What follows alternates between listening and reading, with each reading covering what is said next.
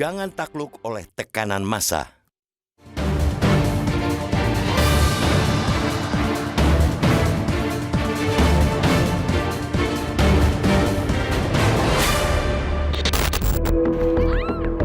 Kerukunan beragama di tanah air kembali tercoreng.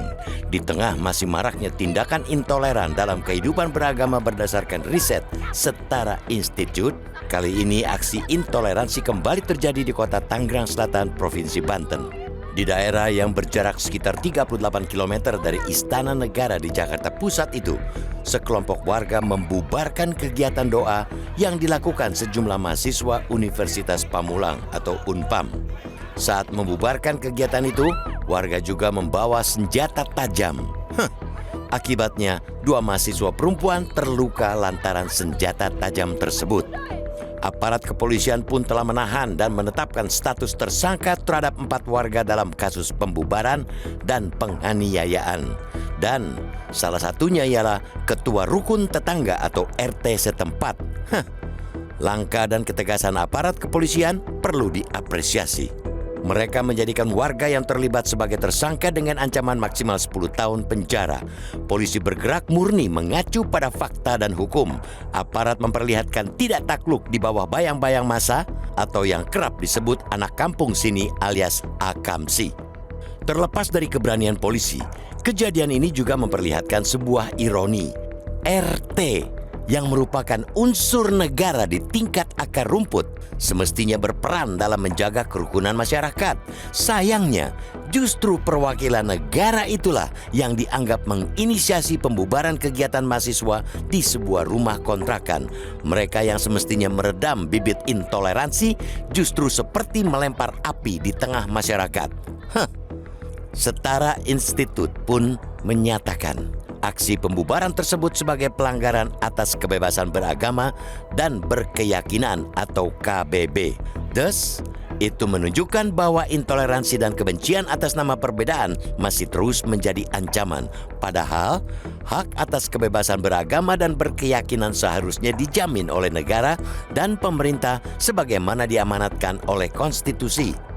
Presiden Joko Widodo sebenarnya telah menerbitkan peraturan presiden atau Perpres nomor 58 tahun 2023 tentang penguatan moderasi beragama. Dalam Perpres itu ditegaskan, esensi moderasi beragama antara lain adalah menghargai kemajemukan dengan menjaga kebebasan akal, berekspresi, dan beragama. Namun, aparat pemerintah justru masih setengah hati dalam menjamin kebebasan beragama di Tangerang Selatan. Kebebasan yang sudah digariskan itu masih berembel-embel. Seperti diistilahkan pejabat Kementerian Agama Kota Tangerang Selatan, kegiatan ibadah boleh dilanjutkan asalkan tidak membuat gaduh. Boleh beribadah tetapi mencari tempat lain. Pernyataan itu sebenarnya sama saja bermakna boleh beribadah asalkan tidak di sini. Atau secara tidak langsung mengusir pihak-pihak yang berbeda dengan kalangan akamsi dari lingkungan tertentu. Sebagai penyelenggara negara, semestinya pemangku kepentingan mampu bersikap lebih tegas. Mereka tidak boleh seinci pun kalah di bawah bayang-bayang tekanan massa. Apa yang ditunjukkan oleh aparat kepolisian ialah teladan ketegasan itu. Konstitusi menjamin kebebasan menjalankan kegiatan beragama bagi tiap insan warga negara. Konstitusi tidak mengenal prinsip mayoritas versus minoritas dalam jaminan kebebasan beragama. Karena itu, hal-hal yang menghambat kebebasan menjalankan ajaran agama dan keyakinan mesti dihilangkan.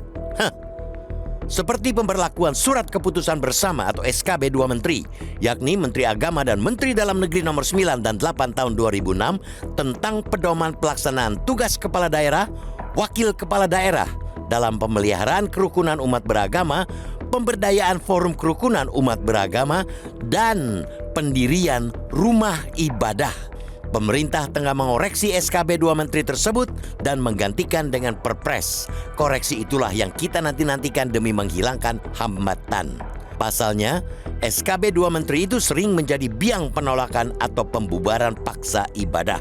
Rancangan Perpres yang tinggal menunggu tanda tangan Presiden Joko Widodo tersebut diharapkan mampu memberi angin segar bagi toleransi dan kehidupan moderasi, sehingga bangsa ini dapat mengakhiri praktek intoleransi terhadap kegiatan beragama yang nyaris tidak ada habis-habisnya. Semoga.